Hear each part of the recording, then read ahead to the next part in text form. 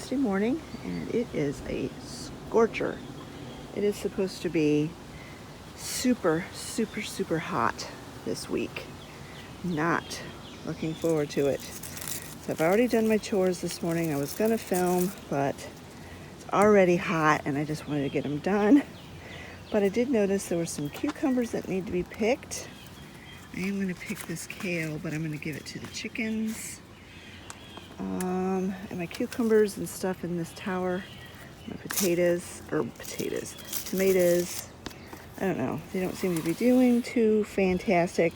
I think the problem is I just cannot keep them watered good enough, just with the hand watering. So Scott rigged up a sprinkler on the deck that basically waters everything. Yeah, this dirt up here is moist, so it got watered yesterday. So that has really, really helped. I was going to turn the sprinkler back on today, but everything so far feels moist still.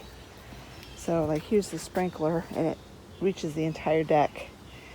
As you can see, there's still moisture from this pot draining. So yeah, I'm not gonna turn it on today. But I can turn the sprinkler on, leave it on for an hour or two, and they get a good soaking. So much better than me spending a half an hour out here with the hand waterer. Now I do still have to hand water these cucumber plants over here, and I did give them some water yesterday. And they're doing really good. I saw some cucumbers on this when I was out doing chores. Where did they disappear to? Oh, there it is. I'll have to get it from the other side, I think.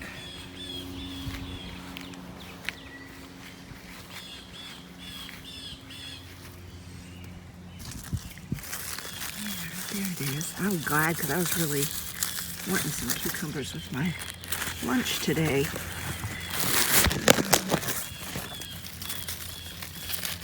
There's one, but it's still small. That one's small. So I'll give those a couple more days. Oh, here's one I can pick. I have to wear a glove because these cucumbers are so prickly. I love this variety because they taste really good, but they're really prickly. And so I'm thinking about trying to find a variety next year that doesn't have the spines on it. Oh, here's one that's ready to pick. They camouflage themselves so well. You really gotta look. Well, I think that's it. Oh wait, here's one. Look at this huge one. See, I didn't even see that, and it's almost too big. Look at the size of this one.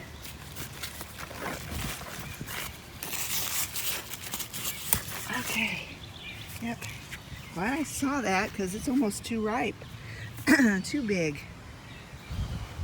And look, it looks like I got them all now. Okay.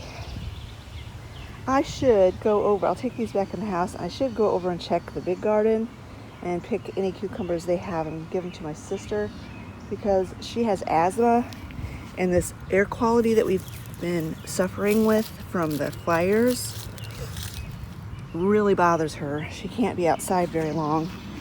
So maybe I'll go pick some cucumbers for her and take them into her. Not sure what our air quality is today, but it was really bad yesterday. Black-eyed peas are still doing really good. We've been having a problem with the tomatoes. See right there? Potato bugs on our tomatoes. They about killed our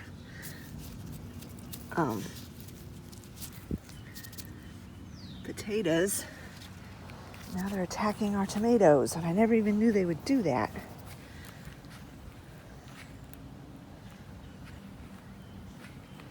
Our zucchini is dead. It's done for. Didn't even get one zucchini off of them this year. And here's the cucumbers. Now she might have already been out this morning to pick. She can come out for short periods of time. Here's one. Oh, there's one too.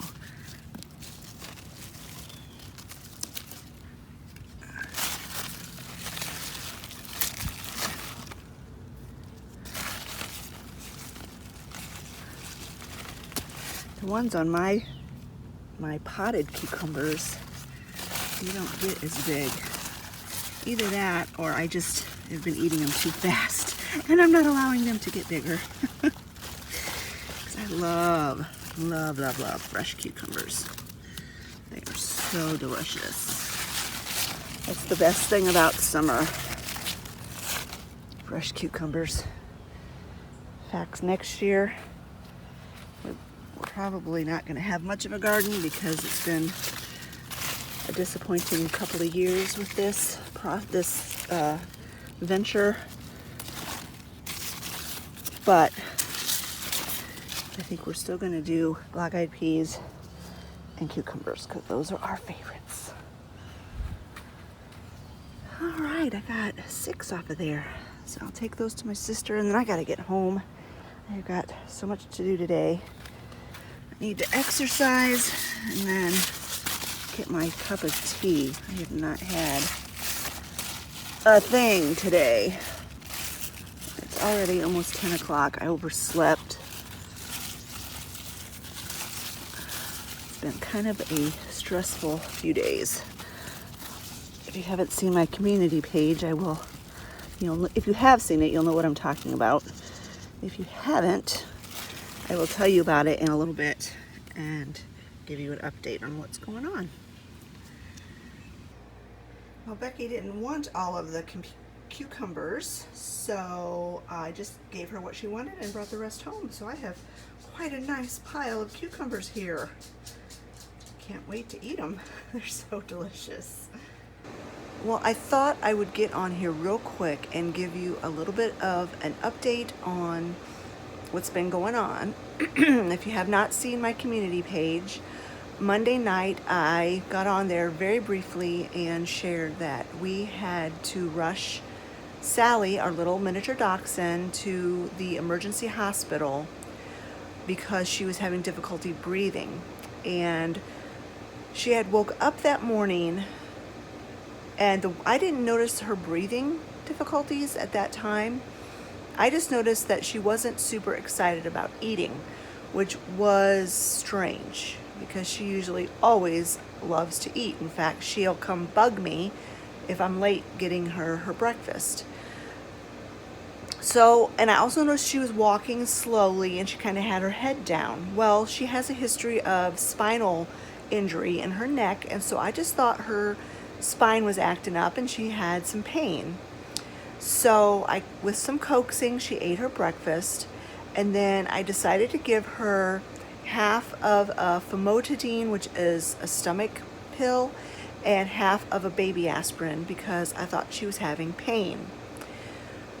Then she went and got in the doggy bed and went to sleep, and at this point I had not noticed that her breathing was off.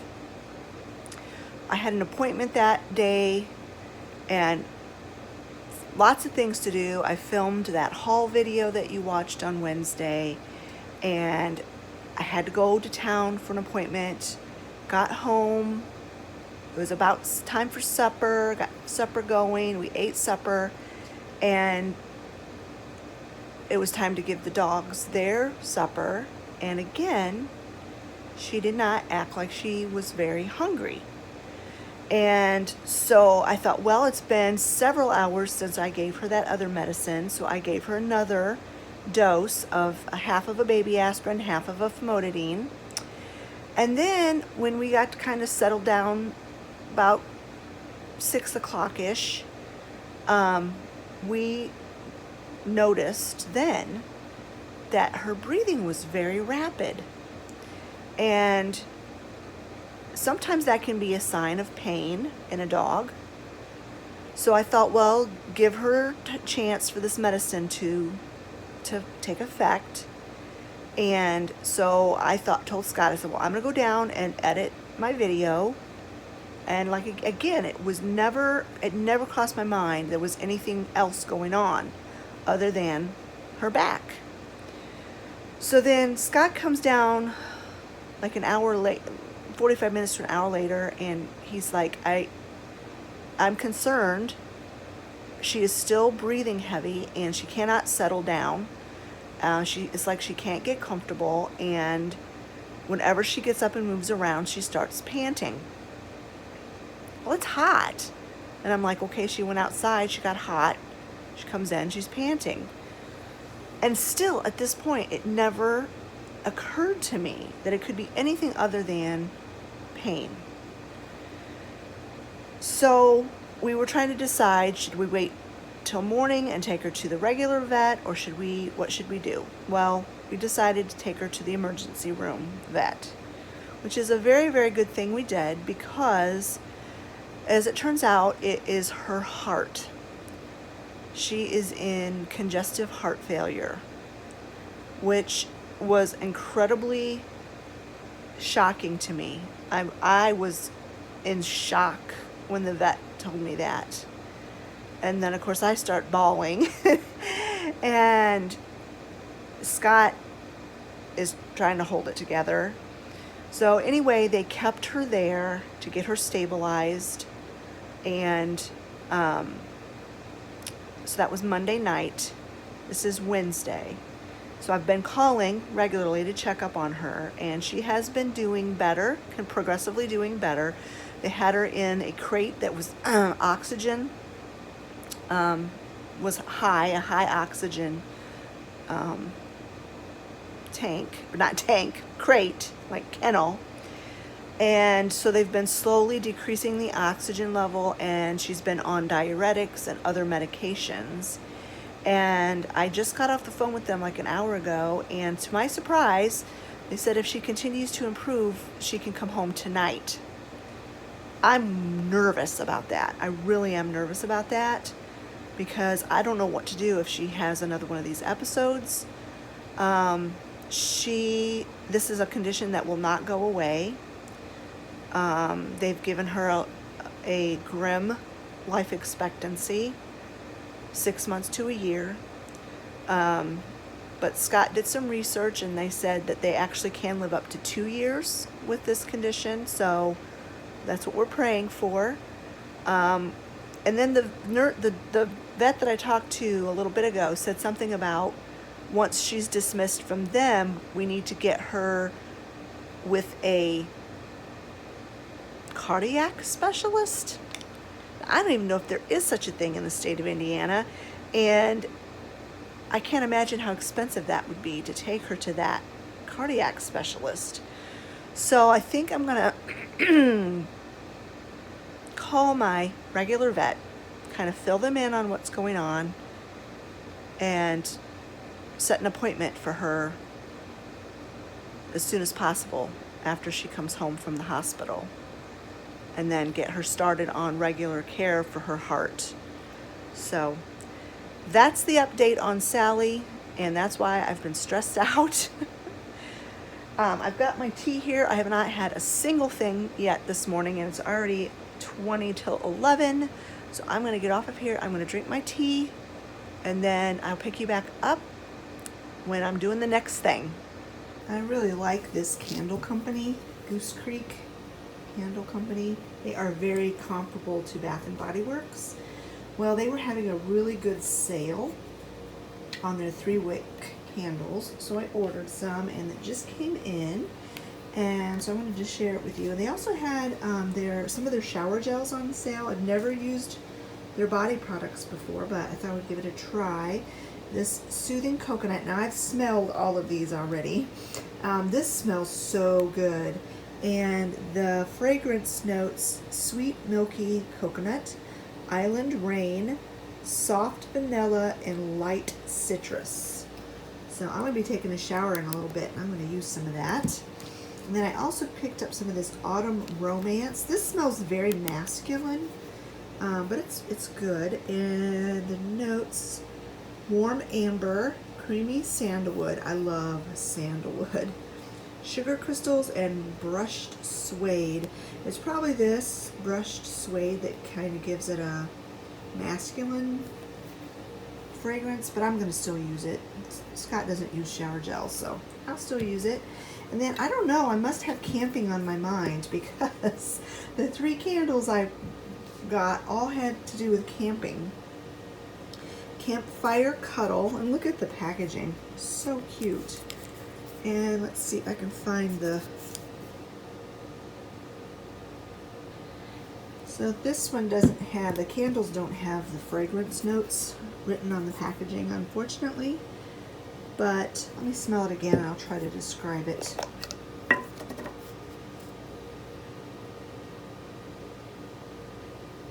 It has a very slight campfire smell. It's mostly, what I'm picking up is like marshmallows, like a marshmallow scent with an undertone of a woodsy fragrance. So there's that one, and then I've got Gone Camping. This one smells like a men's cologne. It smells really good, but it smells like a men's cologne to me. And then my favorite is this one, Stories by the Campfire. And this one is almost like a combination of these two. It has like the men's cologne notes to it, as well as like a sweet note of like marshmallows. So I'm probably going to burn this one today and see how well it makes my house smell. But anyway, that's my little Goose Creek candle and body wash haul.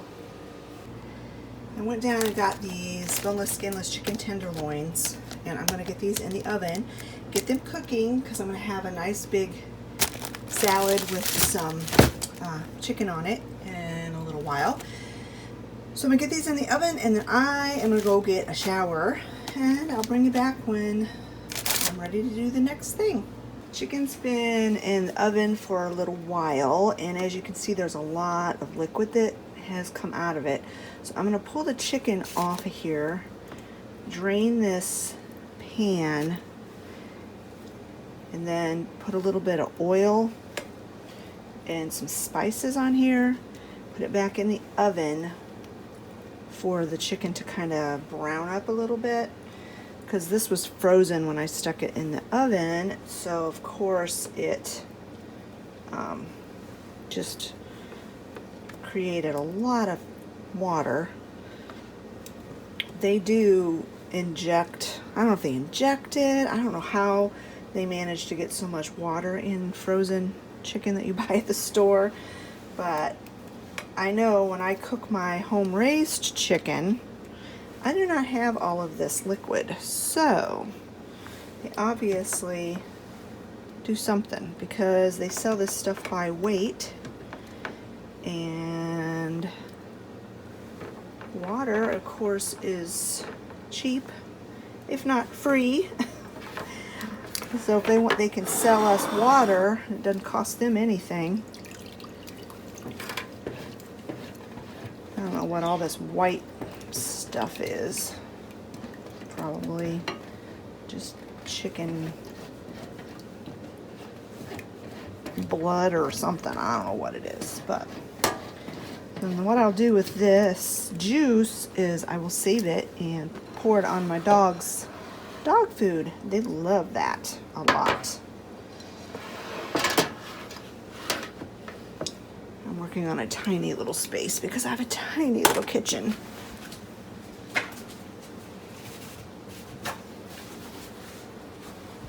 So I'm just going to wipe this off a little bit, because this stuff will just burn in the oven.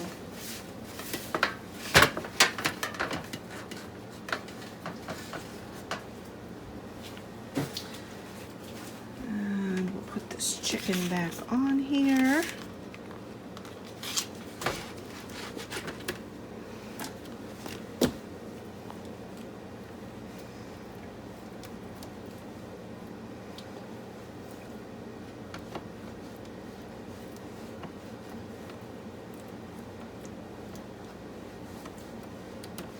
And drizzle it with some olive oil.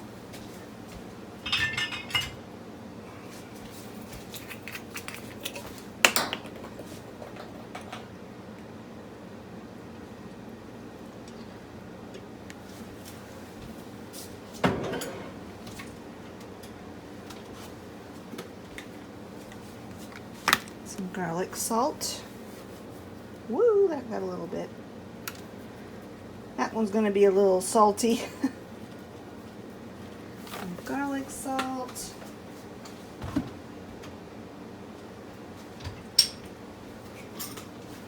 A little paprika.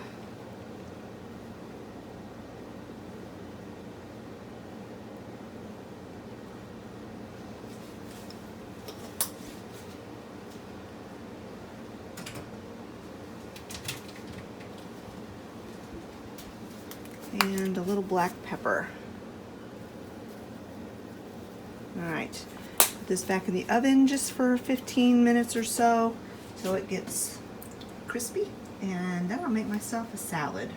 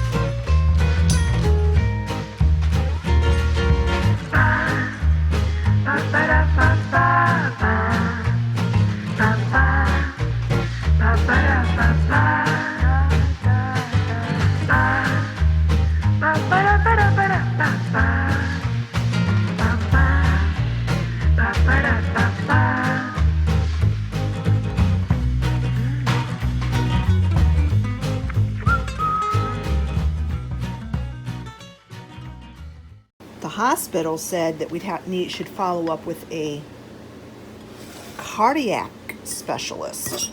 Well, I don't even think there is one in Indiana.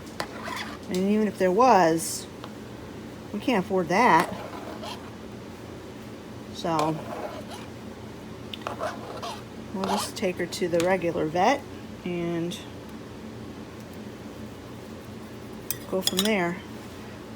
Now they did say that they put heart patients on a cocktail of drugs, and the dogs do tend to do very well on it. So that was a blessing. And then they also said, because I asked if they had an oxygen kennel. They do not. She said what they do if a case like Sally comes in, they have emergency oxygen. I'm assuming it's kind of like a mask or a nose thing. And they just get them stabilized enough to transport them. So she would have been sent to Westville anyway. It would have taken longer, and it would have cost us more because we would have had we'd have added the transport cost. So it worked out really good that, if this had to happen, that we just kind of bypassed the middleman and took her straight to the hospital. So here is my lunch. You saw me put that together. I did put some hemp hearts on there and some nuts and some honey mustard dressing. The honey mustard is the only thing that's got carbs in it, because I am still trying to do low carb, especially my first meal of the day.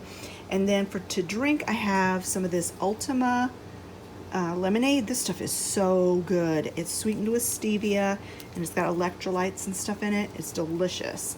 And in that previous clip, you heard me talking about Sally. I was actually filling in Olivia on, I had called our regular vet and talked to them, and I was just kind of filling her in on what they said. I was going to go ahead and just edit that out, but I decided to leave it in because you guys would probably want to know as well. So I'm gonna go ahead and get food. I'm gonna eat this, and then I've got a project that I want to work on today. I don't know, it's been kind of floating around in my head for a couple of days, so I'm gonna try to do that next, but I'm gonna eat first because I am hungry. What I want to do is move this shelf and take all of those things off of it and clean it up and restyle it a different way. What I was thinking about doing is moving it over here on this wall above these two shelves, kind of like right in that area, right next to the smoke detector. Those pictures I want to take down and put down in my vintage room. So that's kind of what I'm thinking about doing. I'm gonna see if I can get it to work out. And once I get the shelf hung up there, I'll bring it back. If I decide that's where I'm gonna hang it, I'll bring it back and show you how I'm gonna style it. The main reason I want to move it is because I really want to move that picture up a little bit higher. Plus, whenever the closet doors open, this is obscured and I never really even get to see it because it's kind of back in this corner here. And plus, it's been there for 25 years and I'm ready for it to be somewhere else and to be styled differently.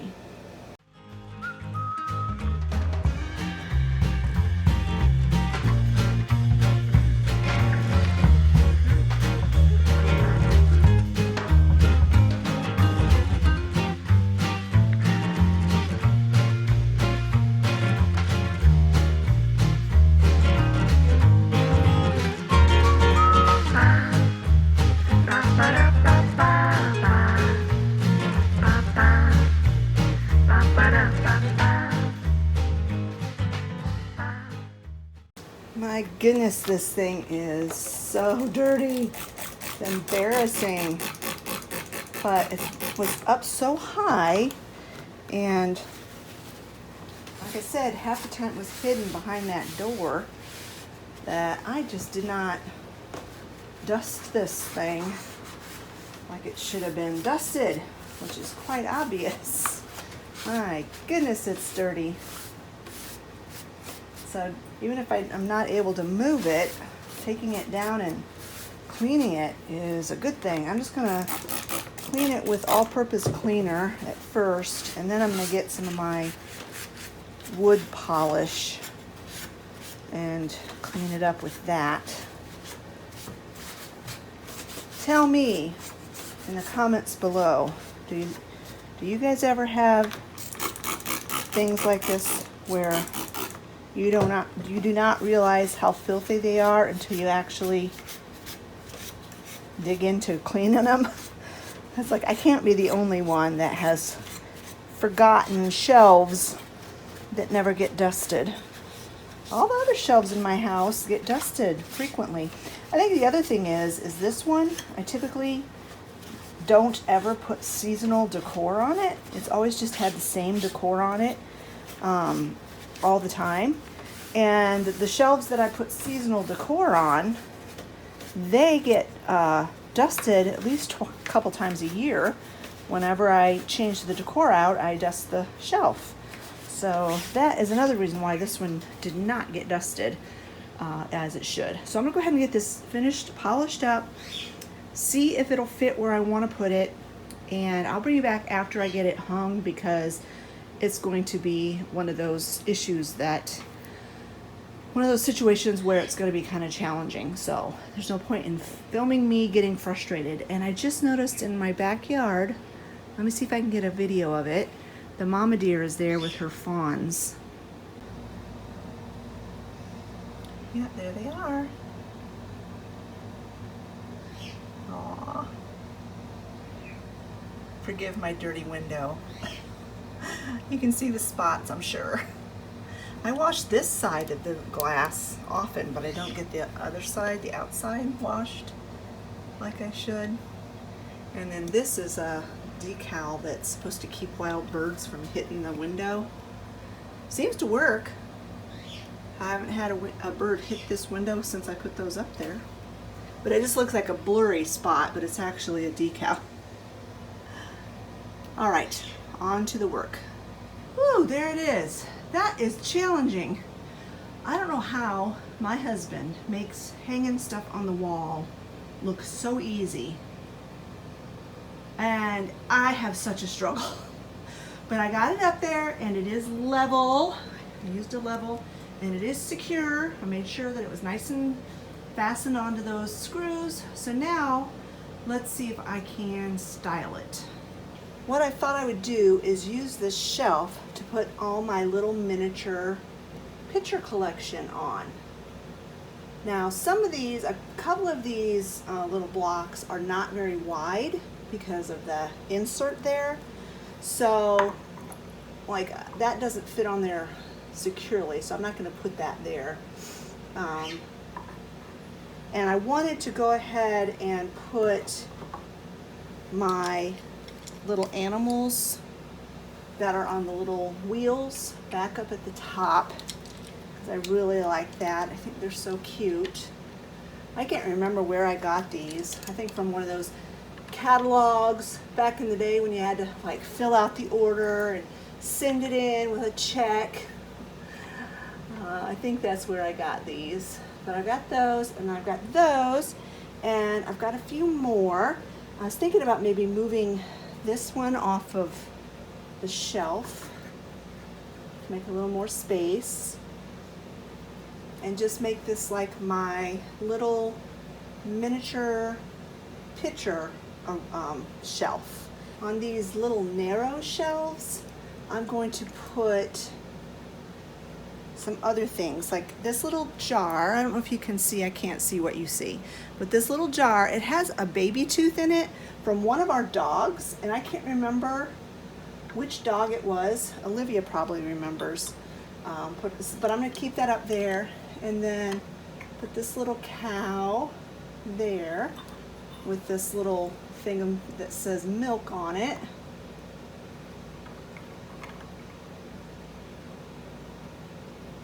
There's that, and then I'll put this picture here. Ooh, maybe not. Fits that way. Let me turn this guy around. It's the little crocheted. Ooh, I don't like that. I think this picture barely fits. So I'm not going to put the little mushroom guy inside there. This is the one that I just got at thrifting. And then this is just a chicken picture. That one makes me a little nervous. I don't think I'm going to keep that one on there because it's just a little tiny bit too big, and I don't want it falling. But so there, I got space for a couple of more little tiny pictures in the future. Maybe in the meantime, I'll put this little tiny crock up there. That looks cute there. Yeah, that looks really cute. So here's a close-up. Those little animals. Like I said, I won't know until I edit this video what you actually saw in that footage, but those are those little animals on wheels that I was telling you about. I moved that crock off of the shelf below. And I put that cow there with the little milk because that is super narrow. And down here is the other really narrow section, and that's that little glass bottle with a baby tooth in it from one of the dogs. I'll have to ask Olivia and let you know which dog that was, because I don't remember. But we saved, it's probably Lucy, I would imagine, but we saved her first baby tooth. So yeah, I really like it, and there is room to add a few more pictures here and there. I don't come across the little tiny ones that often, but there's just something about those little tiny miniature pictures that I love, and so that's why I started collecting them. So now I got to get this wall scrubbed, and I'm going to move that picture up higher. All right, I got that wall washed, and I got the picture moved up higher, and I did fill the holes. You can still kind of see them because they were screw holes. I did fill them with a little bit of spackle. I didn't do a fantastic job because hopefully before the year is up, we will be painting this room, and I know we'll need to do a better job spackling. We'll spackle again and sand it and all of that. But I did want to kind of cover the holes so they're not quite so obvious. But yeah, I like that. It looks really good there. So the candle's been burning for not quite, well, yeah, about 2 hours, I would say. And I have to say, it smells so good, and it has a really good throw, and it's really making my house smell really good. Making my house smell really good, and I am very impressed. I really, really like this fragrance. Like I said, this is the Stories by the Campfire from Goose Creek, and it very much smells like sandalwood to me, and I love the smell of sandalwood. So that's an update on the candle. Very, very pleased. And then, funny story, I had shared this soap in one of my hauls, I don't know, a month ago maybe. I'd got this at the Dollar Tree, and I had said in that video that I bought this foaming hand soap because I had heard some good things about it from other YouTubers. Well, I got it, and just now, just a few days ago, we started using it, and I was not impressed. I'm like, man, this stuff is not great. It doesn't lather at all, and it leaves like a weird feeling on your hands. This stuff is weird. I don't like it. And Olivia was like the same thing. She's like, I don't know what that soap is you got, Mom, but I really don't like it. Well, last night at the supper table, Travis said, so what's up with that foaming hand sanitizer? And I said, oh, you mean the foaming hand soap? I said, yes, Olivia and I don't like it either. He said, no, it's foaming hand sanitizer. I'm like, sanitizer? Foaming hand sanitizer. It is not even soap. It's a hand sanitizer. It's in a soap bottle. This looks like a hand soap bottle. And I've never heard of foaming hand sanitizer before. But that was very comical. We all had a big laugh about that. That no wonder we didn't like this as soap. It's because it wasn't soap. Yeah. And I had another bottle, a different fragrance, same exact stuff, in my bathroom. And I was telling Scott, I'm like, I'm not super impressed with that hand soap in our bathroom. Well, it's because it's hand sanitizer, not hand soap. So if you ever buy this at the Dollar Tree, remember, this is not hand soap. It's hand sanitizer. Well, it's after supper now. It's getting close to 7 o'clock. And I called the hospital, the vet hospital, around 4:30 to see how Sally was doing and to see if we would be able to come get her and bring her home tonight. And she had a little bit of a setback, and so they felt it best that she stay at least one more night. They have had her on a low-dose opioid to keep her calm. It's like an anxiety reducer, suppressant thing, I don't know. And so they took her off of that, weaned her off of that, and was weaning her off of the oxygen. They had her down to 1%. I'm gonna sit down. They had her down to 1%, and they were, like I said, took her off the opioids. And then they ended up getting her out of the kennel to, I guess they check her vitals every 3 hours and to give her medication and stuff. And when they got her out to do all of that, she got stressed, and they checked her blood oxygen level and it had decreased again. So they put her back in the oxygen kennel and increased the oxygen to 2% again. And so she just, it's taking a little bit longer for her to keep her blood oxygen level high enough. So they've kept her. They're going to keep her one more night. Hopefully we can bring her home tomorrow. I do have a vet's appointment at her regular vet scheduled for Friday. So if for some reason they have to keep her through tomorrow night as well, I'll just have to call and reschedule her appointment at our regular vet. Probably just reschedule it for Monday. Of course, because they're not open on Sundays, and I think they close at noon on Saturday, so I don't know. So anyway, that's the update on Little Miss Sally. I'm going to go ahead and end this video here. I've been down editing it, and I'm already at 30 minutes, and I still have a bit more to do, so I don't want this video to be an hour long. I was going to film tomorrow because there's a recipe that I'm going to do. It's a keto, low-carb recipe, but I've never done it before, so I'm still going to do that tomorrow, but I'm not going to film it. I will, if I like it, I will film it on a different occasion. If you guys are interested in that, just let me know.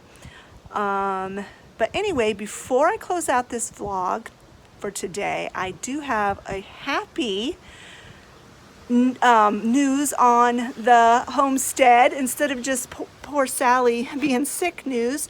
Two things. Chicken, cats, kittens are still doing fantastic. I picked them up the other day and held them, and they've got their eyes open, and they're little fat little things. I was hoping I could get them in the video on this vlog, but she kind of has moved them. They're still in the chicken house, but they're kind of moved back in a space where I can't really reach them very easily. So I'm gonna wait. I'll wait. Maybe next week I'll be able to video them for you guys, but they're so cute. And of course I can't really tell yet if they're boys or girls, you know, which one's boys and girls, but I think that's kind of hard for kittens to figure out when they're really young. And then the other piece of news is my brother-in-law, my sister Becky that I talk about often, her husband, where he works, there's a guy there who has a bunch of ducks, and they wound up getting way too many ducks. They had 13 ducks and they only want 4. They want to get it down to where they have 4. So they gave us 3 hens. I told them I didn't want any drakes, but I would take whatever hens they had. So they've given me 3 so far. And then they have some ducklings that are just really fuzzy yet, and you can't tell. You cannot tell a duckling whether they're male or female till they get their feathers. And so once they feather out and they can tell whether they're male or female, they said they would give me whatever hens of that bunch of chicks or ducklings that they have. So let me take you into our duck coop, not into it, but by it, and I will show you our 3 new ducks. One is a pekin, which is a white duck. We haven't named her yet. One is a Swedish, is black and white, and we named her Claudia. And then the third one is a brown duck. Oh, I can't remember the breed. If I remember the breed, I'll put it on the screen, but I can't remember it now. It's right on the tip of my tongue. But anyway, we named her Hazelnut, and we call her Hazel for short. So let me go show you our new ducks. Oh, and I'm telling you here now because when I go out there, they're gonna start quacking really, really loud. 2 of them are 2 years old, and Hazelnut is only a year old, and they're really, really good layers. They're laying eggs already. We haven't gotten any eggs from them yet, but they're still stressed out from being moved here. So it'll be a while. I'm not expecting eggs from them anytime soon, but we should be having some duck eggs again, and that's exciting because my family really loves duck eggs. So let me go show you the 3 new ladies in my duck coop. See, they're really flighty. And we've got them separated from the other 2 ducks for right now, and the chicken, until they get used to each other.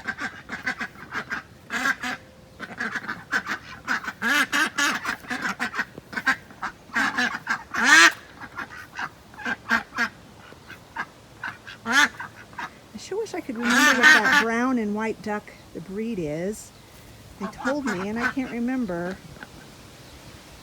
I'll maybe have to look it up. If Olivia can't remember, we'll have to look it up.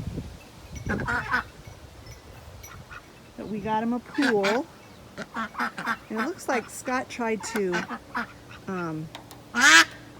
patch that one right there. But it doesn't look like it held the water. It looks like the water ran out of it. But there they are.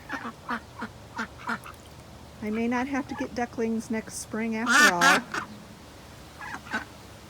We haven't named the white one yet because the other ducklings that we are possibly going to get are pecans as well. And they all look the same. As you can see, there's our other 2 pecans.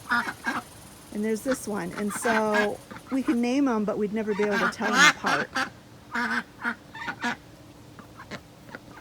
So friends, this is where I'm going to go ahead and end this video today. I will keep you guys posted on my community page, updates on Sally as they come in, and I'll let you know as soon as she can come home. And of course, next vlog next week, I'm sure I'll have updates as well. Thank you so much for praying for her. I would really appreciate that, and I would ask that you please continue to pray for her. She has a long road to hoe, and ultimately this condition will kill her, and I can't even think about it because I get too upset. So if I sound like I have it together, I don't really. I'm just doing the best I can to not get emotional because I love my little Sally, and so I don't want to think about it. I'm not even going to think about it right now. All right, friends, if you enjoyed this video, give it a thumbs up. Don't forget to leave a comment in the comment section below, and we'll talk to you all later. Bye-bye, friends.